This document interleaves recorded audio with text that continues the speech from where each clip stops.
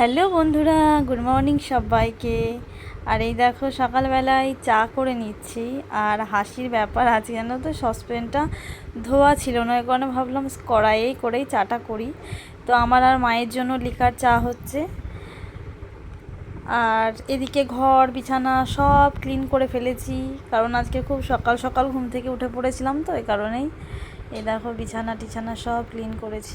তারপরে চা খেয়ে আমি সকালকার জলখাবার রেডি করতে চলে এসেছি। আর আজকে মনে হলো যেন একটু চাউমিন করি, তো অনেক দিনই আমি চাউমিন করিনি। আর চাউমিনটা করলে বেশিরভাগ সময় আমি সন্ধ্যাবেলার দিকে করি। তো আজকে ভাবলাম চাউমিনটা করি। আর সুধন্য খেতে বেশ পছন্দ করে সকালবেলার দিকে, তাহলে অতটা চিন্তা থাকবে না, কারণ কখন সেন্টার হবে তার নেই ঠিক। কোনো দিন 11টা হয়, কোনো দিন 10:30টাতে হয়ে যায় রান্না। তো এই কারণে ভাবলাম চাউমিনটা করে দিলে সুধন্যকে খাইয়ে দেবো, মায়েরও খাওয়া হবে আমারও খাওয়া হবে। তো ওই কারণে ভুজিয়াটাকে করে নিচ্ছি। আর আমি চাউমিন করলে আগে ডিমের ভুজিয়াটা করে নিই, তারপরে চাউমিন যখন নাড়াচাড়া করি, তারপর ডিমের ভুজিয়াটা উপরে দিয়ে তারপর সামান্য পরিমাণে লবণ দিয়ে নাড়াচাড়া করে নামিয়ে নিই। তো আজকে চাউমিনে আগেই সেদ্ধ করার সময় আগে একটু হলুদ দিয়ে দিয়েছিলাম সামান্য পরিমাণে, নইলে কালারটা অতটা ভালো আসে না। তো সেদ্ধ করার সময় একটু সামান্য হলুদ দিলে বেশ ভালো লাগে। আর আজকে চাউমিনটা অত রিচ করব না, কারণ অল্প তেল ঝাল মশলা দিয়েই করব। আর আমি পেঁয়াজ কেটে নিয়েছি, আর 3টে কাঁচা লঙ্কা কেটে নিয়েছি, আর সামান্য একটু জিরে দেবো, আর কোনো কিছু অ্যাড করব না। তো ডিমটা তো দিতেই হবে মাস্ট।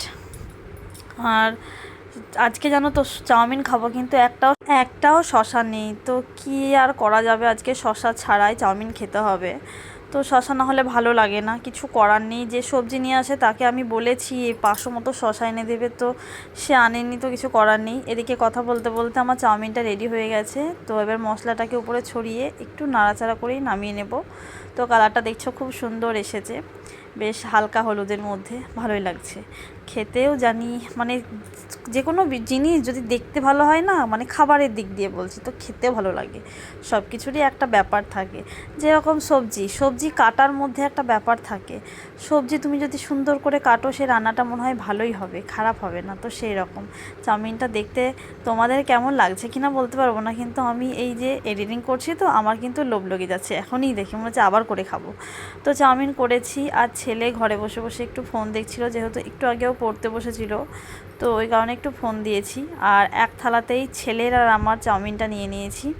তো ওকেও খাওয়াচ্ছি, আমিও খাচ্ছি, নইলে ওকে খাওয়াতে খাওয়াতে আমার না খিদেটা মরেই যায়, কেন জানি না। যে কোনো বিষয়ে আমি ভাতই খাই আর যাই খাই, ওকে খাওয়াতে রাখলে আর খেতে ভালো লাগে না। দুজন যদি এক থালায় যদি খেয়ে নিই, তবে ব্যাপারটা আলাদা। তো খাইয়ে আবার তাড়াতাড়ি রান্না বান্না বসাতে হবে, কারণ একটু দেরি করলেই না মানে রোদ উঠে পড়ে দিয়ে আর ভালো লাগে না। তাই ভাবছি এখন গরমের সময় একটু সকাল সকাল রান্না করলে আমারও তাড়াতাড়ি হয়ে যাবে, খাওয়া দাওয়া হয়ে যাবে, তারপর আমি ঘরে ঢুকে পড়বো। তো তারপরে তো প্রচুর কাজ থাকে, এডিটিংয়ের কাজ থাকে, ছেলেকে ঘুম পাড়ানো, অনেক কিছু। তো এবার যাব গিয়ে সবজিটাকে কেটে নেব, কারণ সবজিটাকে কেটে ধুয়ে আবার আমাকে সেন্টারে যেতে হবে, প্রচুর কাজ প্রচুর। তো আজকে ভাবলাম যে একটু লাল কুমড়ো নিয়েছিলাম, তো আজকে একটু লাল কুমড়ো দিয়ে, মূলো দিয়ে, পটল দিয়ে, বেগুন দিয়ে। আর বেগুনের তো এখন প্রচুর দাম, তাও তো আমি কালকে 2টো বেগুন কিনেছিলাম, প্রচুর টাকা দাম এখন বেগুনের। এক একটা সবজির এক এক সময় সিজন চলে, তো এখন বেগুনের দামটা অনেকটাই বেশি। তবুও কিচ্ছু করার নেই, খেতে হলে কিনতেই হবে যত টাকা দাম হোক।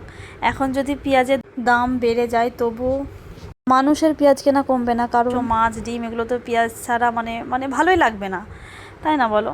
তো সজনে ডাঁটা এখন পাওয়া যাচ্ছে, আর পাশের বাড়ির কাকু বেশ 2 দিন থেকে দিচ্ছে, কারণ ওদের গাছ আছে। তো এখন ডাঁটার সিজন চলছে, কিন্তু ডাঁটার অত দাম নেই, কারণ এখন প্রত্যেকটা বাড়িতে একটা করে দেখছি সজনে গাছ, আর প্রত্যেকটা গাছে কিন্তু ডাঁটা হয়েছে। তো আমার সবজি কাটা প্রায় শেষের দিকে, এবার ভালো করে ধুয়ে নেব। ধুয়ে না রাখলে আবার কেমন একটু লালচে লালচে কালার হয়ে যাবে, কারণ একটু পরে আমাকে সেন্টার যেতে হবে। তো এই দেখো সবজি কেটে নিয়েছি, এবার ধুয়ে নেব ভালো করে। আর আজকে ভেন্ডি নিয়েছিলাম, তো ভেন্ডি ভাজবো। আর এই দেখো সমস্ত রকমের কাটার মধ্যে বললাম না একটা ব্যাপার আছে সবজি, তো ভালো করে সুন্দর করেই কেটেছি। তবুও ভালো করে রান্না করার চেষ্টা করব, যেন খেতে ভালো লাগে।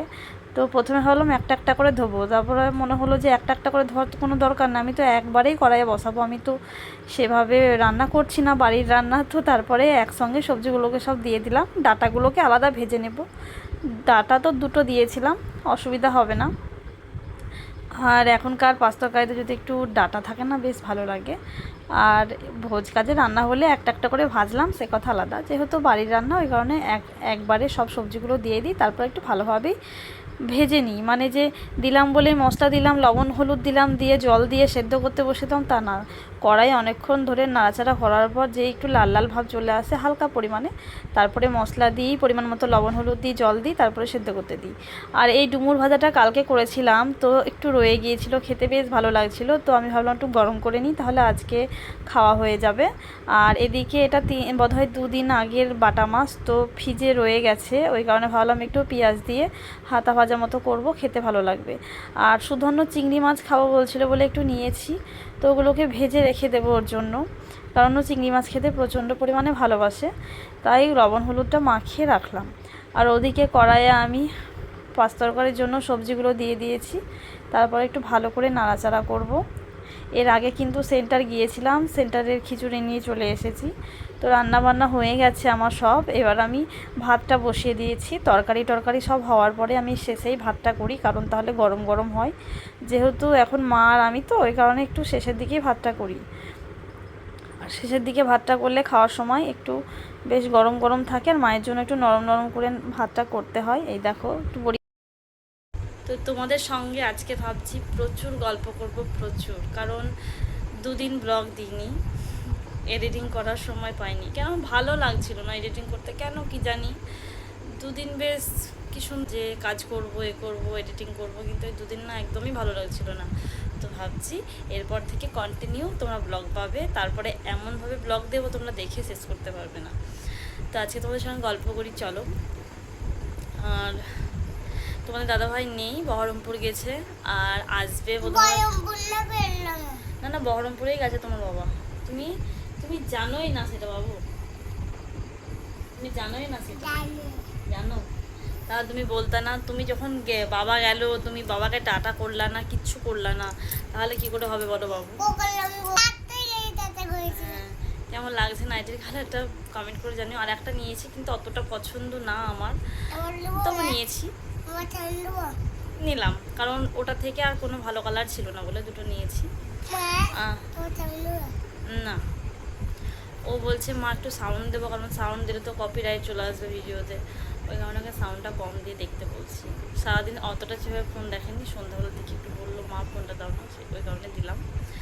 তো একটু বসবো, বসে আর আধ ঘন্টা মতো পর আমরা বলছি আমি রুটি করব, কারণ মা ভাত খাবে না রাতে। এমনিতেও ভাত খাই না, কারণ ঠান্ডা লাগার ধাত আছে। কিছুদিন আগে তো বুকে মানে ইনফেকশানের মতো হয়েছিল। মানে আমার রুটি ভাজা হয়ে গেছে, তো ফ্রিজে যেহেতু তরকারিগুলো ছিল, তো এবার গরম করব। আর এখন ফ্রিজে রেখে দিই দুপুরকার খাওয়া দাওয়া করার পরে, কারণ এখন গরম পড়েছে তো প্রচণ্ড পরিমাণে, মানে খাবারগুলো নষ্ট হয়ে যাবে, ওই কারণে দুপুরের খাওয়া দাওয়া হয়ে গেলে ফ্রিজে রেখে দিই, নাহলে নষ্ট। আর আজকে মাংস রান্না করেছিল, দিয়েছিল, ওই তরকারিটা গরম করবো, আর মুসুরির ডাল গরম করব। তো আজকের মতো এই পর্যন্ত বন্ধুরা, গুড নাইট সবাইকে।